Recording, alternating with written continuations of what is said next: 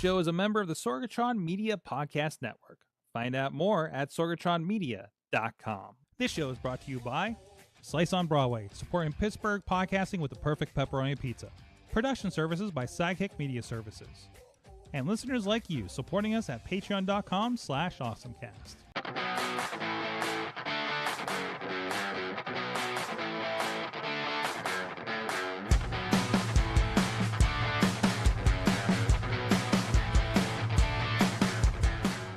It's time to get geeky, get awesome. It is the AwesomeCast. I'm Mike Sorg at Sorgatron on Twitter here in the Sorgatron Media Studios in Pittsburgh, Pennsylvania. Ready to get geeky with all y'all out there.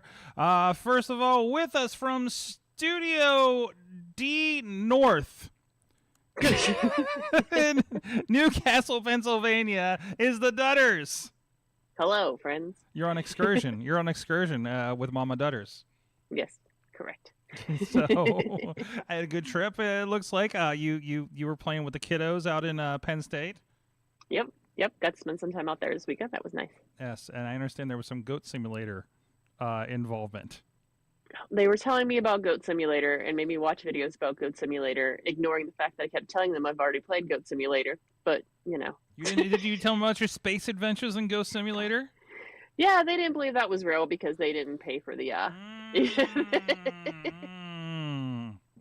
You outcooled them on Goat Simulator.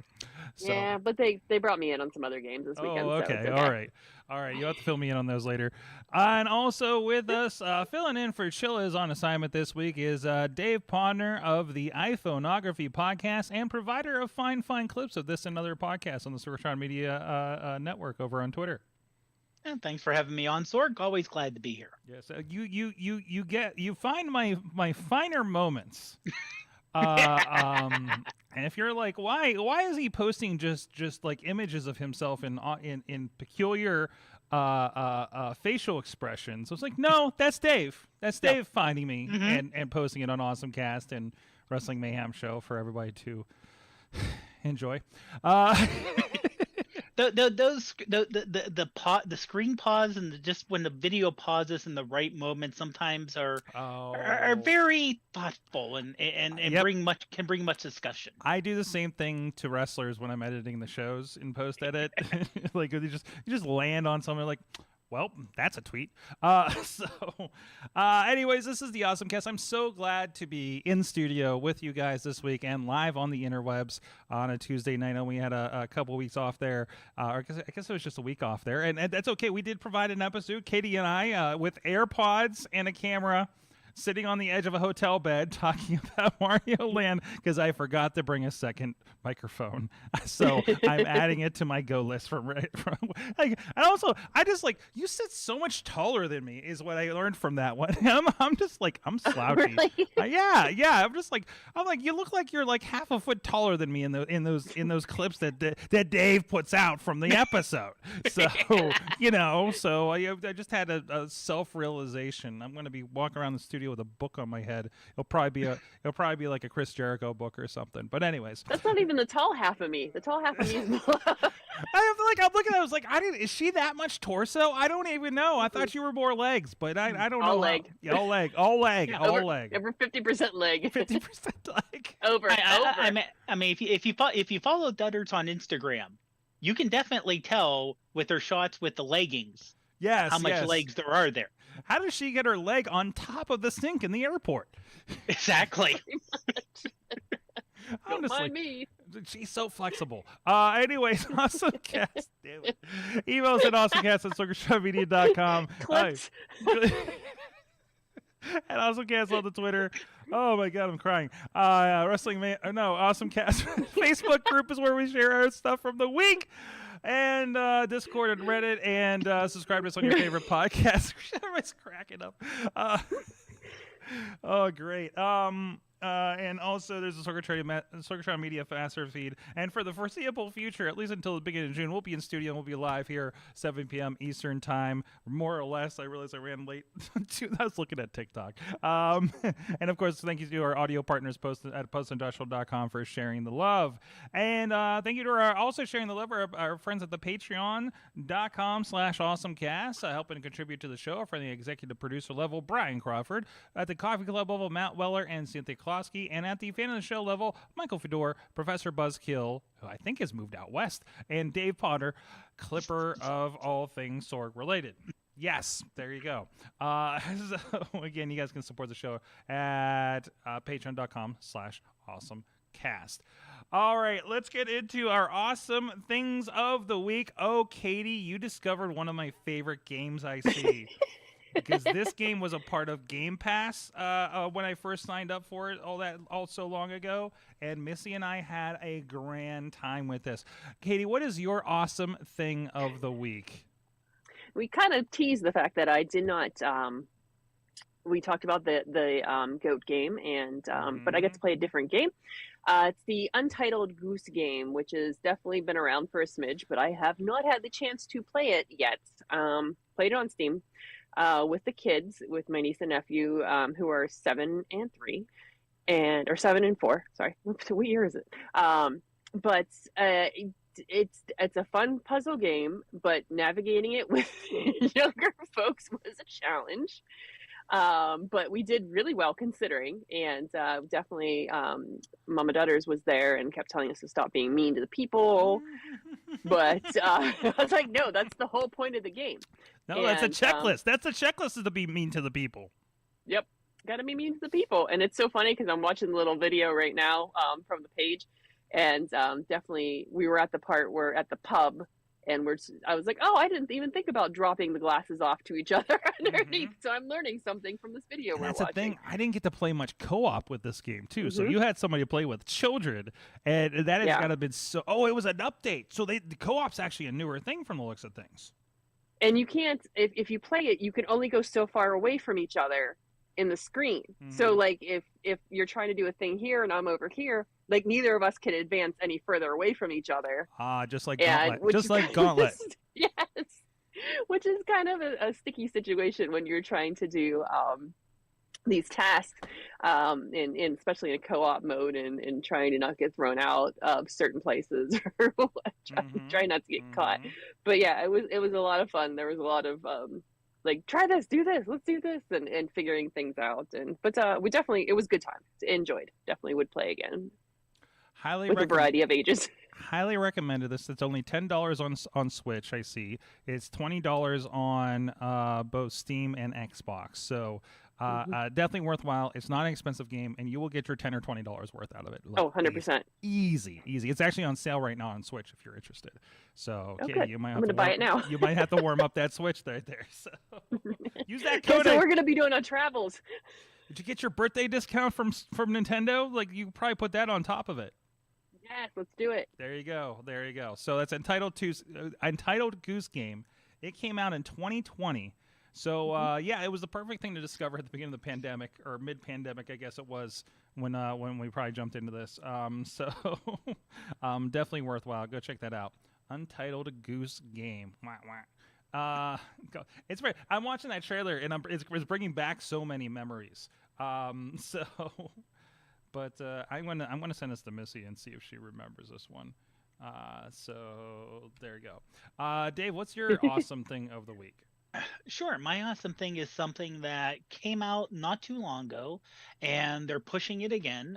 It is the app for the upcoming Pittsburgh Marathon. Mm-hmm. So this is both for people who are in going to do the marathon. So we're talking the relay, the 5K, the half, the full, and the kiddie stuff.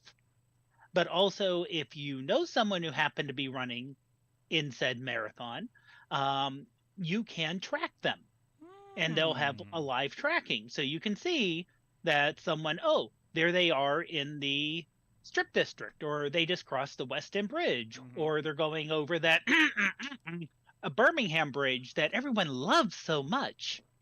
Wait, what's the deal with the Birmingham Bridge? It's at mile 11. Okay. So if you're doing the half, it's like 2/3 of the way in, and it's all uphill. Wait, is that the one between Bloomfield and Bigelow? No, that's the one from South Side over to Oakland. Up Forbes. Yeah. Yeah. Even before you hit Forbes, though, just from like the South Side part of the, south side part of the bridge, of the bridge going up. Most bridges you go up and down on. Mm-hmm. That one just straight up. Mm-hmm. So literally, it's straight up. And like I said, you're at mile 11. So if you're someone running the half, Mm-hmm. you're starting to get worn out. Mm-hmm. And they're like, "Hey, go up that 150-foot incline. Have fun." Hey, and can I share a awesome thing? Because I'm just noticing on the website this really spectacular animation at the bottom. I'm sorry, I'm just fascinated by this. It's a spinning old gold Pittsburgh Marathon logo, and I'm sorry that got me. No, I mean, like I said, and you can, like I said, the nice thing is you can track, or if you're headed down on Friday or Saturday before, you can see about the expo. Get information. You can actually cheer people on virtually. Let's say you don't want to go out, or you can just, hey, good luck or good going or whatever, if you know someone who happens to be doing it. Nice.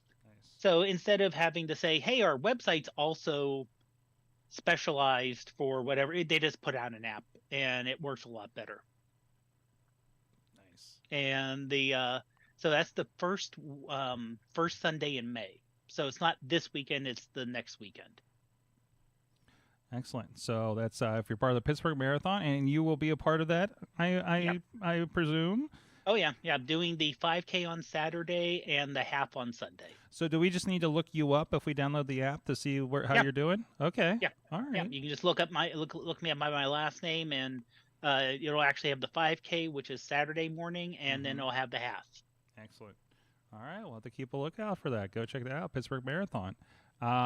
So my awesome thing is a nice little update that I discovered last night. I have, and actually, thankfully, I brought the computer in here to use today, and I've been using CapCut. So, like Dave, you've been doing great work with the clips and everything that we've been putting out on Twitter, and getting a lot of traction.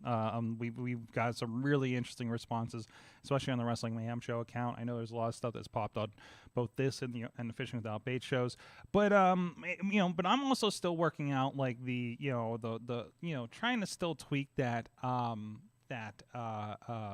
workflow and turning those into TikToks and putting them on Reels and all those kinds of things. And obviously with all the travel, that's been like a major problem. And the biggest issue is I have these great templates that I've set up on my computer on my MacBook. Not on my work Mac Mini, not on my that's the wrong phone. Not on my phone, and it doesn't carry over, and that's been a big issue. Yesterday I went to finally, after several weeks, get into my TikToks updates and try to catch up, and I saw an update. And I don't know if this was the thing before, but it had me update through the Mac App Store, which I feel like it wasn't in the App Store for the desktop. And I looked at it and said about cloud and bringing your things over. So finally, because I've never seen this feature in here before, because it seemed like a rather independent app, and there's things on the phone that the desktop app does not do. For instance, taking your video, doing the audio text auto captions, and then going in and letting it like take all the pauses and the ums out of it automatically. Is a feature that I've like wanted to apply to these clips for so long, right? And try to just like mush them together a little bit better, so there's just better flow for TikTok, because I know those videos will do better on those formats. Finally, I have a workflow. Finally, they updated these, and I was able to liberate my templates and send them over to my iPhone. And today, and actually it's one of the things probably that I lost track of time with, was anytime I have like 10 minutes, I'm pulling together one of the clips that Dave made off of Twitter. And there's a whole other thing, because Twitter's changed some things that's really pissed me off. What else is new? But it's okay, I figured it out. So I figured out there's a .com you have to go down to bring a video down from your Twitter link onto your phone into the app, and you're all set to go. So again, this, and now this is, I believe, a part of, I did start paying recently for the CapCut Pro service, which is about $8 a month. I'll probably eventually pay the $75 a year. You save like a percentage and everything, and you get extra stuff, extra pro features, including like a lot of the captions, not the captions, the captions, text types and things like that. That you can use in there. And you see a lot of them are here on the desktop. Like, this is really a full-featured editor. I mean, as long as you're not doing something that's like an hour long, like I'm not doing a 3-camera shoot pro wrestling show on this thing, but if you got something under 5 minutes, you'll probably do pretty okay here on the desktop. And if you're doing something 1 or 2 minutes for TikTok, you're going to do real great with that editor on the phone. I'm even finding myself, instead of pulling up like iMovie, I'm pulling up CapCut to edit just little things that have nothing to do with TikTok that I want to use. So I also did, Katie, you probably saw your tags early in the morning. I put the Buc-ee's tour in that I edited on the phone. So that came together really good.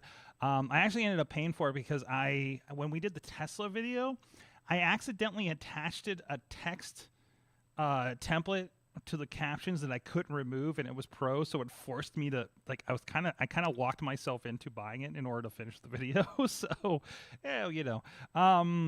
but still, I think there's a lot to it, and even just a little bit I've been doing on the phone, I feel like my videos, the templates apply better. Like I feel like I have a more ready sense of how that works. And I feel like if you look at the ones I've done from yesterday to just like the latest ones on every account today, I feel like you're going to see that they look a little cleaner, because it's got some of those pro things with the captions. It's more than just like straight captions. There's actually a little stylized and things like that. And I'm just kind of like playing with that and trying to figure out what are the best kind of spots. And maybe I'll eventually have a different text template for other things. And also I feel like it's easier to go through and change Sword to Sorg or Gutters to Dudders or something like that. Although it was funny because Buc-ee's came up the F word, and I thought I changed it before I posted it. I did not change it. So if you're watching that video, like, why would we get sweary all of a sudden? That's what happened. I'm sure it's going to affect the algorithm. But anyways, so that's CapCut. Again, it's free. Again, a lot of these features, I think that you do get some cloud, I think, for free, as long as you actually sign in on the application across your phone and over on the desktop version of it. I don't know how all this applies across the PC side of things, but you get, I think it has 110 gigs of cloud storage they added on here, and it starts with like 1. So that's plenty if you're just doing some template stuff, doing a video here and there. Obviously, I think it's more for the full-on TikTok creators. So, this is a really awesome thing of the week of CapCut. But again, I feel like it really just upped my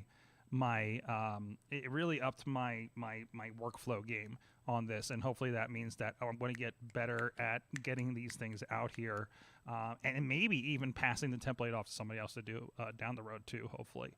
Because that's trying to get everything in a flow and and get all that stuff working. So, but I don't know. So CapCut, check it out. It's free to start, and until you run into a feature that you like, that's going to cost you $8 a month or something for the year. So yeah, TikTok got me, and TikTok got my money.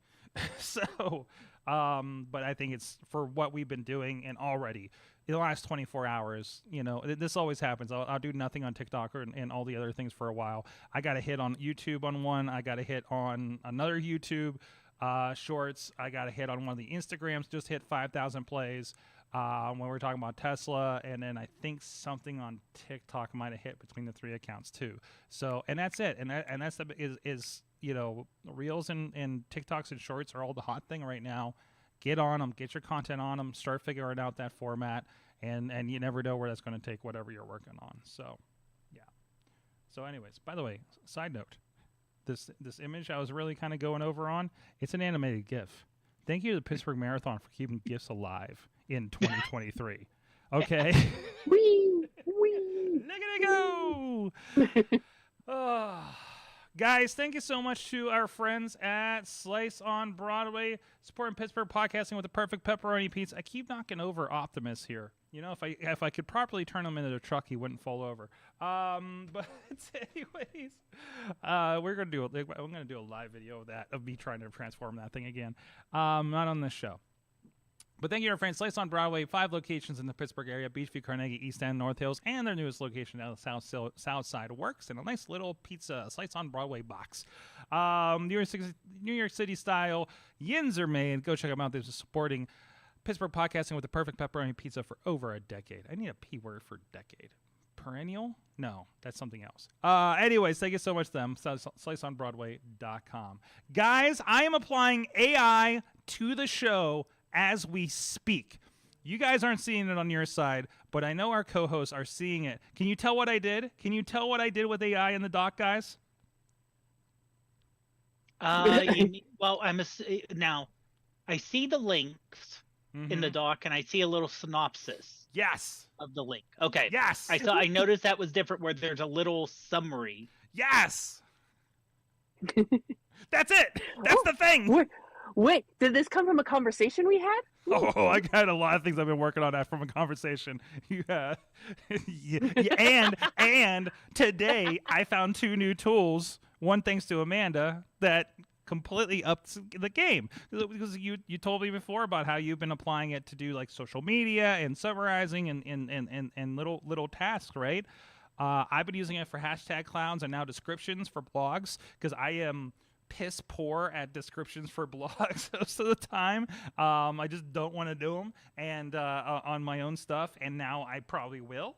Although it is really, really funny. I took a thing today and I was like, here, make hashtags out of this description for a tour. And at the bottom it says photography allowed in this, and it hashtagged photography allowed at the bottom of it. So yeah, no, this is kind of where we're going with this. So let's get into some of the AI stories. First of all, one of the stories I'm talking about today, I'm using right now. This is the Opera One Opera Developer Browser. And I will get out of, I don't know how to get out of full screen. There we go. So if this is, no, I'm in Chrome. No, there it is. There it is. This is the Opera One browser. I shared a little bit of article on it. It's their new kind of reboot of the Opera browser. It's technically an Opera Developer One, and there's this new side tab thing, and it says it's got a lot of hooks and places and tab islands for AI. So what does that mean? Well, I mean, it looks pretty much what you expect. One of the cool things here that it does do is when you open a new link, it creates this tab. Like, these tabs are grouped together now, the AwesomeCast, and now like the next tab that I clicked through from that. So I think that's a pretty cool little feature there. But the biggest thing is, if you go to an article, let's go to let's go to this Slack article. And it's an Apple News. Let's open that up. All right, so this is an Engadget article about Slack rolling out its canvas for sharing content. Maybe we'll talk about that at length. But you got this little prompt up here, and you got a sidebar here with ChatGPT. Okay, and then you have something called ChatSonic, which is an AI-powered chatbot. I think powered by ChatGPT, but it's a bit of a alternative one, and it will do the digital artwork and everything in it. I haven't played with it too much. And you have your WhatsApp, you have your Messenger, you have TikTok built in on the side here. But if you're on an article and you go to AI prompts, it gives you some options here. Comment like a pro, create a tweet. What's the main point? Shorten this article. Find related content. This is where it gets fun. Hype this to coworkers, you know, when you want to put this on LinkedIn. Create a meme idea. Comment like a grumpy cat. Create a provocative comment. Let's see if I make a provocative comment about this Slack article, and you see it'll pop up in ChatGPT. Can you imagine organizing your entire life in just one Slack channel? Let's see. I did some other ones. There's a meme caption on the. This is something that's also in our rundown. The botched SpaceX startup launch leaves Texas town covered in debris and dust. That's an explosion from the other day. Meme caption: when you launch the world's most powerful rocket, but forget to clean up after yourself. And it has an entire description for an image idea, which I bet you can just drop into Midjourney and get your image. So there's your meme idea generator. I thought it was funny because the one about the Avengers jogging that we were talking about earlier today, Dave, it described the picture. That's exactly the picture at the top of the article about like the Hulk flexing his muscles while standing behind a runner who looks exhausted and about to give up. That's exactly the article that they did at the top of the article, the image at the top of the article. So and you know ChatGPT isn't reading images just yet, but then it has the image idea, then it gives you links to places to make the meme. So it gives you links to Image Flip, Meme Generator, Canva in order to make these things, and also a website for free to use images. So it really kind of like pulls all that kind of stuff together there. So this seems like it's kind of early days for this. I like the little integrations. It's given me some more ideas. And also very interesting is when you, let's say, comment like a grumpy cat. No, it wasn't this. If you go into this, into the prompt, because it says comment like a grumpy cat about this, and it shows just the name of the article. If you go in, you actually see the full prompt, right? Generate a one-sentence comment, and then without any extra commentary, like all those details that make. Imagine you're an old grumpy person avoiding people. Like this is the prompt that they wrote, and they're summarizing it into like a grumpy cat. So you can kind of see how that structures. You think trends are funny and useless. You don't want to bother or care about anything. Generate a one-sentence comment without any extra commentary about this article. And they kind of drop the important stuff, important summary of the article into that. So I thought that was really interesting. It kind of, it kind of gives you a little bit to work around like something like this. And it's a nice slick browser, by the way, the Opera browser. The Operas have always been pretty decent over the last few years. So. Katie, I'm sure you have all your expert workflow already worked out for this. I'm still chaotic and I love it. And every day it's great. I think I finally, well, not finally, but TikTok has kind of figured out in the algorithm that I'm interested in all the different tools that AI is offering us right now. And so a lot of mine is like, this is the best. You need this. This is the way to do it. And this is how I do this. And I'm enjoying watching folks create businesses and going, how do I make money doing this, or how do I make money if I have this much money to start with? And it's fascinating. I think it's incredibly fascinating to watch AI just work and what it's pulling and creating at this point. Mm-hmm. What about you, Dave? No, I mean, I'm still learning. It's almost a mindset difference of using the new AI tools. And because I just tried, and I didn't even think about summarize this article. The article, I basically typed into Bing, the app part of Bing, where it uses the chat the OpenAI part, the ChatGPT, and I said summarize this article, and it gave me a 1-paragraph summary there. Different from what you have, but it hit it all the high points. Yeah, and sometimes it does get a little weird. At least one of these write-ups, or at least I was going through just as a little bit of an exercise. I've the not good, the short description you do on the podcast. I've let those blank for the longest time, like lately. I used to be able to take part of it and put it in, and I've fallen out of the workflow. So I went through like the last several episodes, and I just created summaries for all the AwesomeCast the last several AwesomeCast episodes, because I realized how terrible it looks on the website. So I'm at least filling that up in a little bit, which means I've actually added to my workflow. Like I have a checklist when I'm tired doing these shows afterwards, and I do have make a description in ChatGPT before I post the podcast. So I have that in hand. It's becoming more and more integrated. You can tell. Today, I received a pitch for a movie on some website that's like an Indiegogo, and most of the video, and they put this in there, like they I'm looking at this article, and I'm like in this video, and I'm like, these are Midjourney images. Like you can kind of tell now, right? And I mean, even going in and counting the fingers But a little bit. I'd say the fingers and any words. Mm-hmm. If there's any words in an image and they look messed up, or like you said, the fingers don't. There may be 3, 4, 5, 7. They've been better since the latest updates. So, but still, like that idea that we have these storyboards, we have no produced content of this. We have to build the sets and book the people and do everything. We want to raise money for this concept.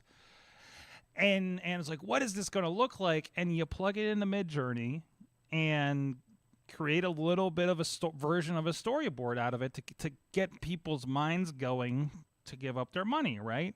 I thought it was a really good idea. I think you got to be like, don't do it the lazy way that it looks like everybody's Midjourney kind of idea. Like I think people need to kind of stylize it more, make it their own. Pull things together a little bit because unless you're getting really really deep in the prompts, like it's just. What will it do when I type these words? Is what we do. Like, what happens when I type, Pittsburgh Batman or something in, and what does it come up with, right? Like, we've done a lot of experimentation with that, obviously. So, it reminds me, Katie, we need to make our R-Truth barista video still. I need to go find those assets that we did. I know I have it in a note somewhere. But, anyways. So, but yeah, no, I think you're going to see more and more of this. Like, I have an Edge browser on every computer because I love the Bing chat. I mean, I think it's super useful, and that's where I go. I don't know if I talked about this on the show. I think I talked to you about this, Katie. When I don't know what the hell Twitter's talking about, I ask Bing. The Bing chat. I was like, what is this thing about this, and this fact that everybody's going crazy about? And they'll bring the thing and cite articles, and I can follow the food chain out from there. Like, I think it makes so much sense, and that's where it becomes useful. So, anyways. I'm curious to see. Oh, sorry. Oh, so go ahead, Dudders. Like we're talking about creating the videos and things. It's like, so Adobe just released their Firefly image. It's an image generator, but also does the videos, and it's creating storyboards. And like, I'm curious to start playing with like that kind of stuff. I think somebody, was it somebody on Twitter or somebody we know? I think somebody in our Slack may have access to it, like the AI. I think the beta access. Yeah. I think it's Amanda. Yeah. Because she created all the names, but I haven't. Yeah, I'm curious to see if she's going to start using it for the video. I think I put in my stuff, but I'm requesting access once again because I want to get in on this thing so bad. But yeah, and this is going to be a long road, and not everything's going to be perfect. But man, like how much you're seeing, like our podcast, images and things like that. It's making everybody's head spin for sure, as far as these things go. But man, if you're on top of this stuff, you're gonna be golden for the next like 5 years probably. When if you're in a creative field, even if you're not in a creative field, right? I mean, God, writing day-to-day tasks, you can start applying to something like this. Give me a tag cloud. Give me a summary of this meeting. Teams is transcripting meetings, right? And how many of us are stuck on Teams? Every time I come up with an alternative to Teams, there's somebody that I won't blow up their spot in the Slack. There's like anything that gets me off Teams. But either way, all those transcribe. What was this meeting about again? Throw it in the thing. What was this about? See the summary. Check it for facts, obviously. But really, what is the difference between ChatGPT telling you a summary of the transcript and asking Bob in accounting what that meeting was about? When you think about it, I mean, as far as accuracy and missing important information, right? Like, you're probably about the same spot. Like, like you're at least at Bob from accounting level there, right? But what have I been doing with Adobe lately? We'll see. We'll see how this goes. All right, I signed up. I'll sign up. We'll see what happens here. So, what else? I feel like there's another AI story in there somewhere, right? Hold on. All my tabs are weird. There we go. See, I thought. Yeah, Go ahead. Dudders put something at the very bottom about the Artifact app. Oh, what's this? Yeah. So the folks that created Instagram have created Artifact. It's a personalized news aggregator, and what it does is essentially it summarizes the articles for you, and then has this little feature where it can also be used to summarize the articles in a certain style, like explain like I'm 5, or in the style of Gen Z speech, or just using emojis. Okay. So it brings you all the stories that you're kind of like don't have time to read the whole thing. Here's the little, a summary of it, but also you can have a little bit of fun with it. But it's pretty. It looks pretty. I haven't downloaded it yet, but it looks really like this looks like it's going to be nice, and it's available in the App Store or Google Play. An app with a news feed? Oh, hold on. You're burying the lead here. You mean I got a Google Reader replacement after 10 years?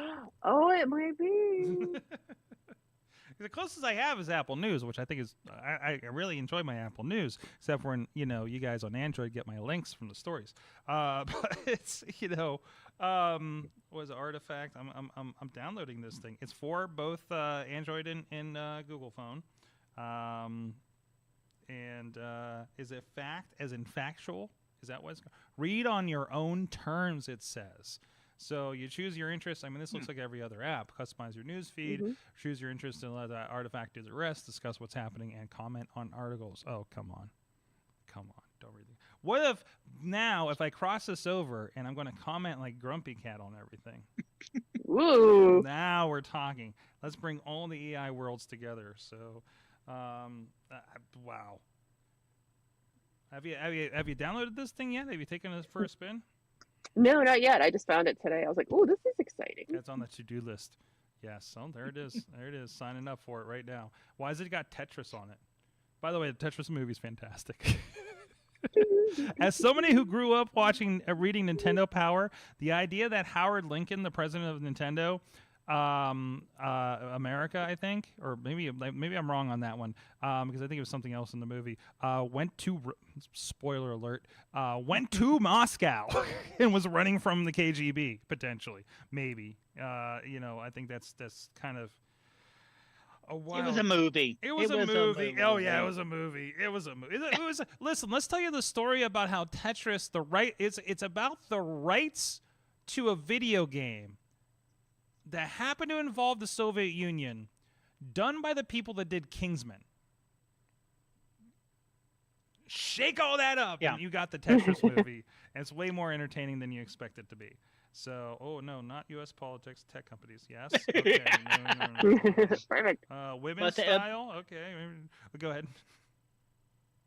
But no, I would say, if you like talking about the Tetris movie, something that Dudders is maybe a little more familiar with, they could have a movie about getting Malkin out of Russia.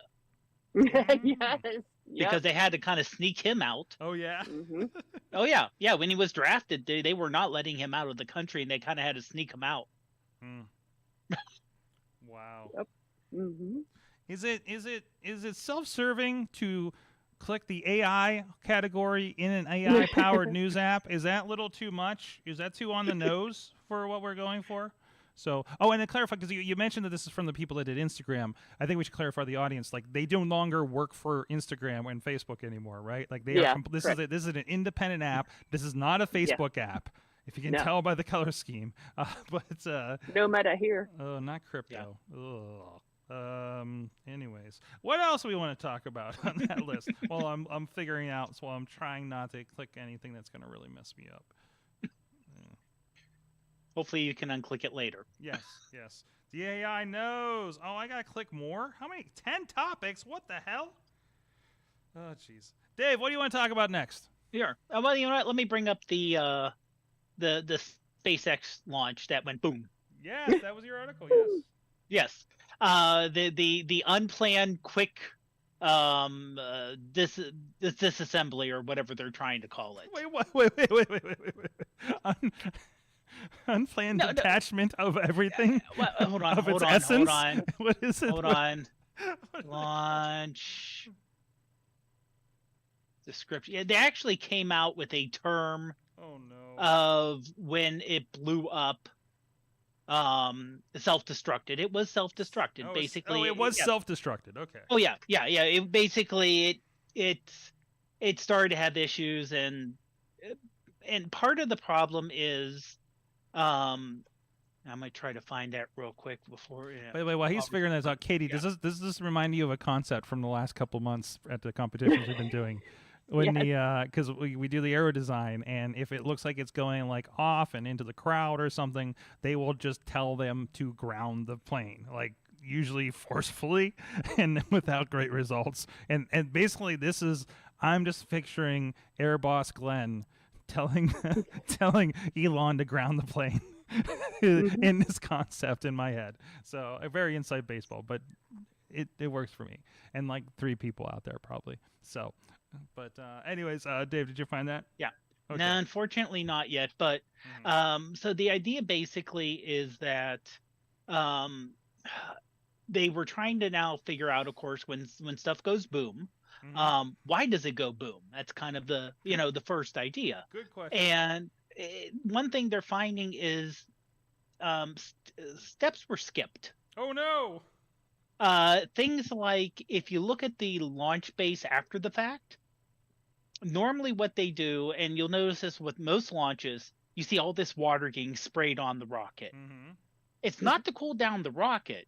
It's to stop all the debris that gets pushed up and out from spreading more, and to make it where the launch facility doesn't get destroyed.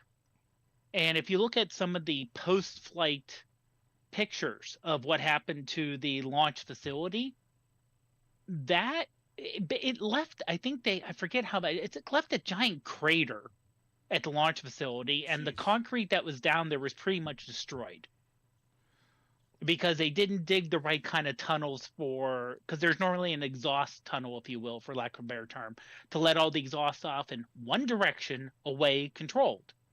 And when they talked about it, Elon said, that's going to take some time. We'll do it without it. Should be fine. Should be fine. Should be fine. Should be fine. When you're talking about jet propulsion, should be fine is not an acceptable term. I don't believe. I'm no engineer, but I'm pretty sure that's not a good idea. No. That's why. Oh, here we go. Per SpaceX official, as if the test flight was not exciting enough, Starship experienced a rapid, unscheduled deassembly before stage separation. Rapid, unscheduled deassembly. Yes. Okay. Yeah. So, again, there's the way of thinking, do things quick, do things fast. If things break, we'll figure out what broke, and then we'll fix it. And that has worked so far for SpaceX. Yeah. For the most part. No, also remember, like they blew up a lot of rockets trying to land one, right? Like this has been how many did they go through, and then we got to a point where I'm watching a rocket and they say this is the 50th successful landing of a rocket, like for the reusability, it was a very break a few eggs kind of concept. Exactly. But the eggs they broke were out over the ocean, not over Houston. And it was, even though the Falcon 9 was a good size rocket, it's a big rocket. You can launch people on it. This thing is the largest rocket ever. So bigger than the Artemis, I remember, was like supposed to be one of the biggest, right? Yeah. This is twice the thrust that the Artemis had. Damn it, compensation jokes. Well, I mean, if you look at it, don't make that movement with your hand on this show. But also, the one thing that kind of sticks out to me, and this is someone with an engineering background, there are, 30 or 33 individual rockets on that first stage. Jeez.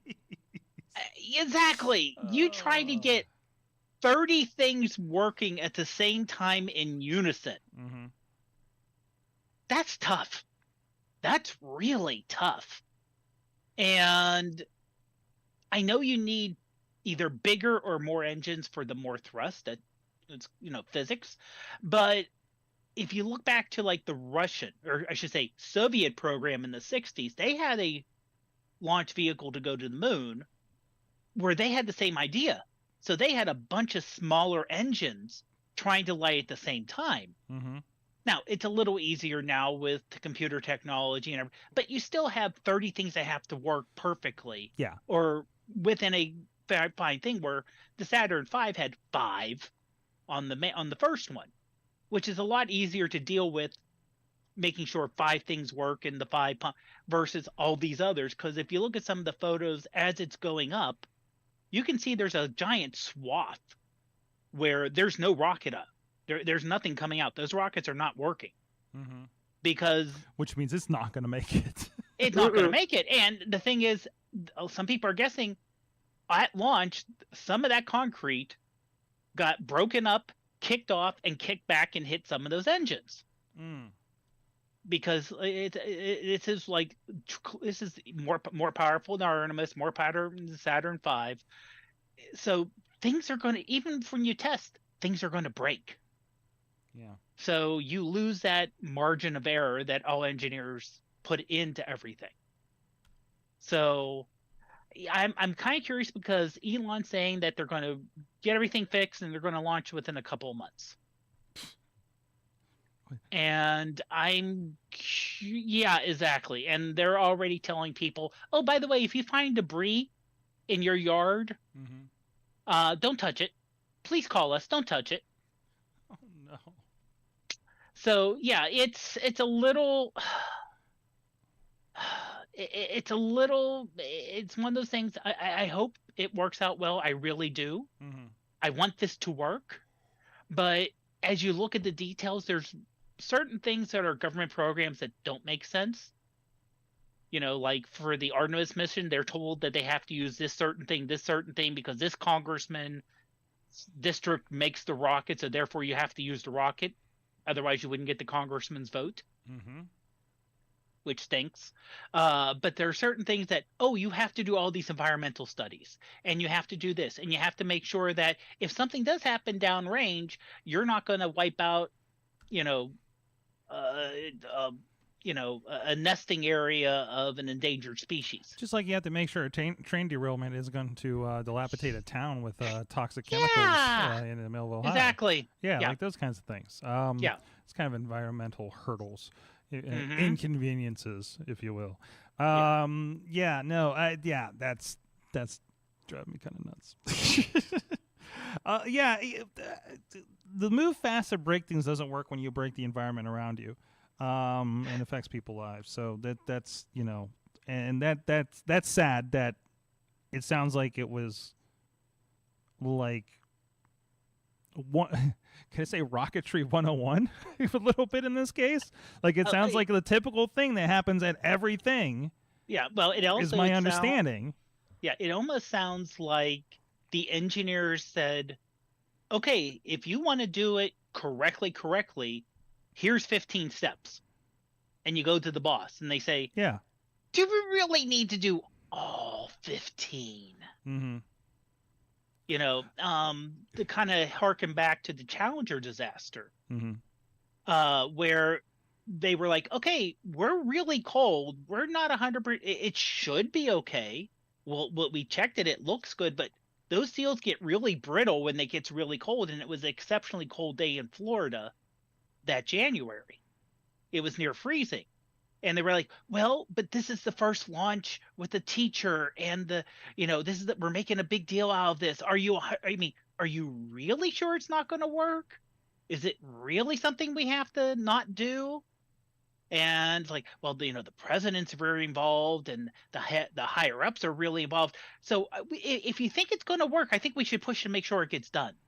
Yeah. So luckily, this is an uncrewed flight. Very good. You can take more risk with uncrewed, but still, I don't like like I said, if you want to, especially for something this large, this is a massive thing. And I mean, you can actually see a video of a minivan getting destroyed. A minivan? At the launch site. Yeah. Yeah, apparently someone parked their van kind of close to the launch, and they How? got hit with debris, and it got destroyed. This is a NASA facility, right? No, this is SpaceX. Oh, Yeah. this is their own facility. Yeah, So is this their own wouldn't have facility. happened if they're at Kennedy. This wouldn't have happened. Okay. No. That's now, admittedly, if they wanted to launch from Kennedy, they probably would have had to build a new facility, because I don't know if the current facility was hence beefy why enough they're to doing it. handle twice the load. Mhm. But this is a new facility in Texas. Wow. Yeah. Wow. Yeah. Well, yeah.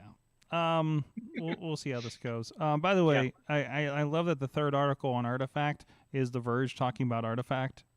So, Convenient. you can now summarize and explain the articles. Ooh, like you're 5. Okay, how do I do that on here? Okay, so I'm on it. So are the comments just an Artifact? Is that what we're talking about? So I'm only talking to the Artifact community at this point, right? And I think so. then let's see, we go to, maybe it's in this. Show fewer, read later, high publisher. Where do I do things? What are we supposed to do here? Open in reader mode. Where's my you moved up to learner with one read. Oh, there's leveling happening here. There you go. The next one's seeker at 10 reads. I'm just a browser, so I don't know if that's going to work too well. So how do I AI this thing? How do I AI this? Tap to summarize articles. Wait, where am I? Oh, there's just a summarize button at the. Oh, that's it. Wait, is that the only thing I can do? Summarize article. Japan's first moon landing has ended in failure. Oh, Well, there you go. Aw. So where's the summarizing? I click the thing. I click that may be summarize, that may be the summary. and nothing. And No, that's a shame. That's a shame to hear. Right? That was a private landing too. Mhm. That wasn't Japanese Space Agency. That was a private group that was trying to do it. It doesn't. The button doesn't work. It doesn't do anything. Well, that's our review of Artifact. We'll try 2.0. Guys, it is so fun to get back at it again. Katie, what you got going on here? You got your you're just playing with the kids on social media, not on social media, right? Right. Catching on everything before we head to beautiful Oshkosh, Wisconsin next week. We'll have the show next week, and then I'm probably getting on an early plane after that with Katie. So I'm very excited. This is going to be a facility, Katie. I was exchanging emails, and I saw the map, and I'm very excited. This is going to be like Tennessee, where we're not just in a field. So hello. You know what the word of the season is? Infrastructure. Places that have infrastructure, like power that's not coming off of a generator. It'd be nice. So no, we'll be doing that. If you want to see our adventures, check out Sorgatron on the on every platform. And there's videos. I'm still putting out videos from Fort Worth apparently as of last night. You can check out Katie just losing her mind walking through a Buc-ee's for the first time ever. Mm-hmm. Yeah. And we talked about that on last week's special, but actually seeing it play out is something. So I love when we're driving up here. Like, it looks like a movie theater. Was my favorite comment there. That's so funny. We did so much there. I forgot that we saw dinosaurs. Yeah, we did. So, and dinosaur tracks and everything like that. So, Dave Podner. Yep. Prof Prod pretty much everywhere except for TikTok, where I'm Prof Prod PGH. I keep forgetting I'm in this chat group with iPhoneography. And okay. I'm like, but all it says is general chat in Facebook. I'm like, what the hell spammy thing did I get into? And I don't know what feature that is. It's if you have a Facebook group, you can actually have a chat on it. Mm-hmm. And honestly, we are doesn't not doing work that. well. We are not doing that on Mayhem Show. You know how weird that's gonna get. You think? Yes. Like, I listen. I've seen wrestler chats. I don't think I need a wrestling fan chat, even with this. Oh, awesome no, group, no, even no. with this group. So wait, hold on, real quick. This is a feature that I'm sure Sorg, you told Sorg months ago that I forgot about, but I discovered something on Instagram the other day. When you go into Instagram and you go into messages, I'm feeling so old man right now. There is. I'm like these little pop-ups at the top. What are they? Notes? Is that what they're called? Mm-hmm. Yeah. So, like a friend of the show, Marta, improv class this evening. Yippee! And then somebody saying "swing and a miss" is in our wrestler about something I don't know. And I just put AwesomeCast returns at 7 p.m. Tuesday. So I don't know. I'll try using it and see if I can flip, because like people like are pretty regularly in the chat, right? For like some people like roll with the freaking Instagram chat. So I figured that's a little bit of, and that's the whole idea, right? Is to kind of get in front of them while they're just hanging there with their friends, and they look up and they see my face telling them to watch the AwesomeCast. So we'll see if I can mess with people on there too. So guys, thank you so much. We'll see you guys next week. Regular show again for the foreseeable future. I don't think I'm going to be out of town. I'm not scheduled, knock on wood, to be out of town or anything until the beginning of June on a Tuesday. So no matter where you see me, don't worry. I'm supposed to be coming back in the month of May. And we'll see you guys next time. Please go check out, I believe next week we'll be having our network friends, Eamon and Merlin with A Gay and His MB, will be joining us here on the AwesomeCast. So looking forward to that. They're going to get geeky with us. And they'll actually be joining us this evening on the Wrestling Mayhem show. And please go check out that and everything else going on, especially the update and the entire network. We'll see you guys next time. Mayhem out. No, AwesomeCast. You've been our awesome audience. Have an awesome week.